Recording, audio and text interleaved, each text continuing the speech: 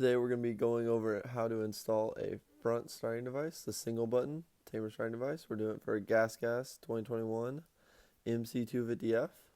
So you want to verify that on the front of the package. Look at that sticker, make sure everything's good, make sure it's designed for your bike. And then we're going to go ahead and open the package here. And in the package, you're going to want to grab the ring first. You're going to want to look at the ring. There should be a number on the ring. This is an 18 ring.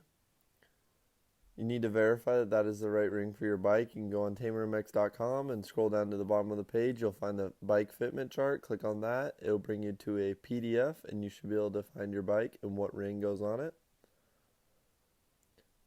And then next, you're going to have a little template.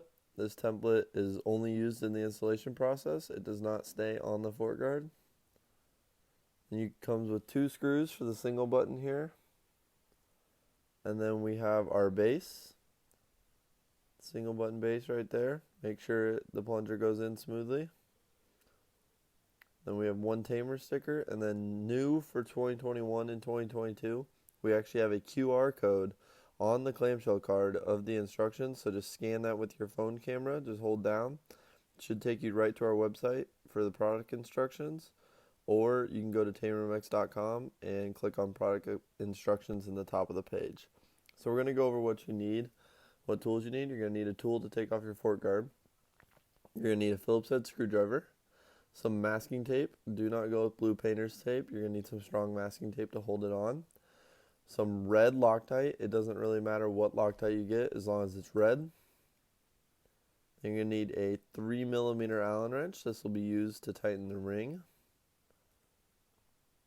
And then you're going to need a 1/2-inch deburring bit, which can be found at Home Depot. We'll put that link in below this video. And then you're going to need a 3/16 drill bit. And then you're also going to need a deburring tool, which can also be found at Home Depot, and we'll also put the link below this video.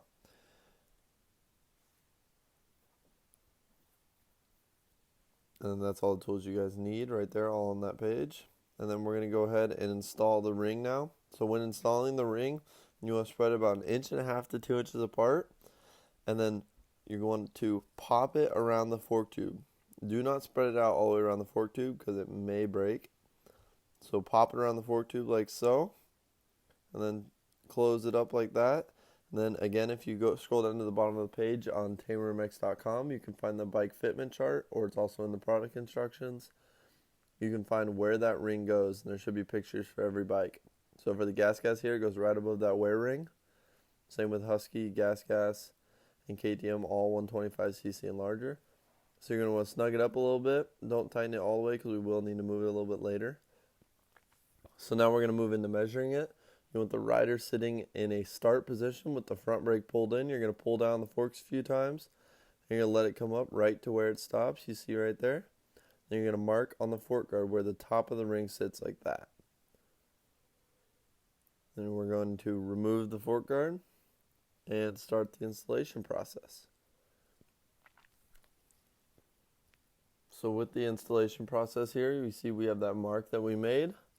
We're going to go over to the center of the fork guard. You want it to be in the center. You don't want it to be off to the side. Has a tendency to maybe catch a foot peg if it's off to the side. So you're going to put it in the center. And then you're going to take your tape measure, and for the single here, you're going to go down 2 inches from that marker we made right there. So you're going to go down 2 inches, line that up right there.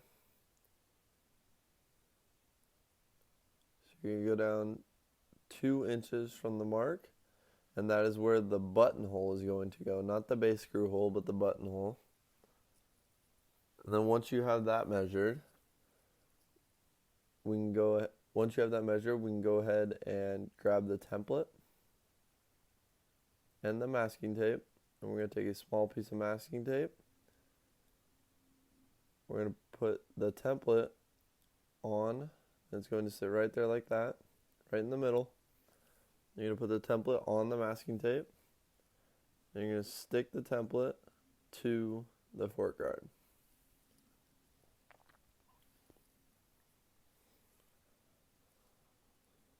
So once you have the template stuck down good, make sure it's all nice and tight. You don't want that template moving on you when you're drilling your holes. You want everything to line up. You're going to take your 3/16 drill bit and your drill. You're going to go ahead and put that in your drill.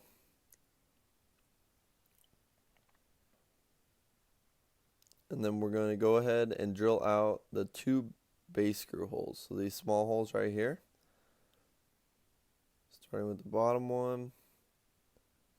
And then make sure you hold the template while you do this. You do not want it to move on you. And then for the single, I like to put a screw actually back into the hole so it holds it in place. So as you see, I'm putting the 2 base screws back into the holes. Now I'm going to drill a small pilot hole right in the center of the larger buttonhole. This helps it line up better and makes it easier to go through the plastic. So then there's what it looks like from the back side.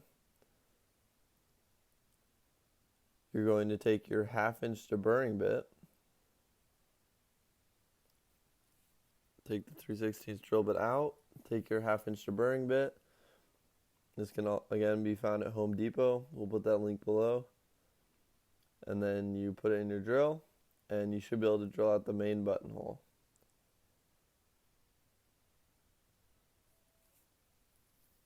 Once that is drilled out, you should be able to remove the screws and take the template off of the fork guard.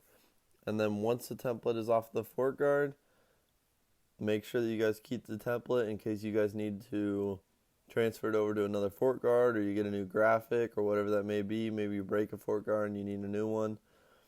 Keep that template so you can transfer it over. But after this step, we are done with the template. So you do not need the template anymore for the installation process. Do not put it on the back of the fork guard.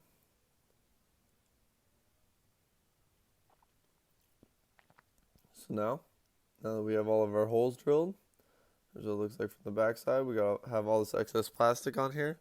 So we're going to take our deburring tool and we're going to deburr this main hole right here.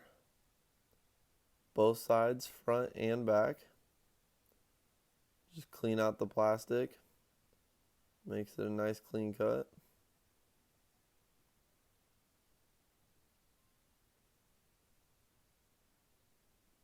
There's what it looks like. Nice clean cut. Nice clean hole straight through it. We're going to take our 1/2-inch deburring bit. We're going to put our drill on low. And we're going to countersink these 2 base screw holes right here. Because we want the screws to sit flush. We're not going all the way through. We're just creating a little countersink hole so that these 2 screws will sit flush, because there is a little lip on the 2 base screws and you don't want that to catch on your fork. So as you can see, they sit down into the plastic. We're going to take our red Loctite and we're going to put Loctite on our 2 base screws. So now we're going to go ahead and install the single button device onto the fork guard. Make sure that the skinny part is facing up on the fork guard when you put it on. We're going to grab our screws that we Loctited earlier. And we're going to start putting these in. Make sure that you do not have to force the screws in to be countersink. If you have to do that, take the device off and countersink it more. You don't want anything sticking out. When you look down it, you should see it's smooth. There's nothing able to catch on anything. Give the button a few pushes. Make sure it doesn't catch on any of the plastic as it's going through. Make sure everything's lined up. And we should be ready to put it back on the bike now. So we're going to go ahead and put it back on the bike. Make sure that the ring is lined up with the button. Tamer has a very big latching area on their ring, which is very nice. So make sure that it lines up with the button. And then once you have the fork guard on, we're going to go ahead and latch it for you guys. Pretty simple on the single button. You just go 1, 2, 3 while the rider's pulling in his front brake.